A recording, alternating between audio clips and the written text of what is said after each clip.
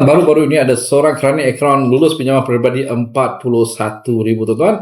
Gaji dia adalah sebanyak 2,100 dengan debt service ratio semasa RM2,160 dengan komitmen semasa sebanyak 420. Dia berjaya mendapatkan dana sebanyak 41,000 dengan bayaran bulanan sebanyak RM780 sebulan. Tuan-tuan, sekiranya anda tertanya-tanya dengan kerja semasa anda, adakah anda layak untuk mendapatkan dana perumahan, kenderaan peribadi dan perniagaan?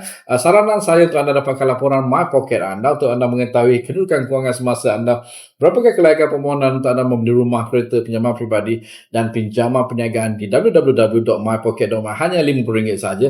Anda turut akan mendapat laporan pelapor kredit yang anda perlukan seperti laporan siklis, situs experience PK dan lain-lain berdasarkan sejarah dan latar belakang pekerjaan anda. Dan kami juga akan bantu anda untuk memberi konsultasi, mendapatkan dana daripada bank, koperasi ataupun agensi kerajaan ataupun membuat persetuturan semula komitmen untuk menjimatkan poket anda. Seperti biasa dengan MyLoan, pinjaman anda menjadi lebih mudah. Assalamualaikum, salam sejahtera dan jumpa lagi.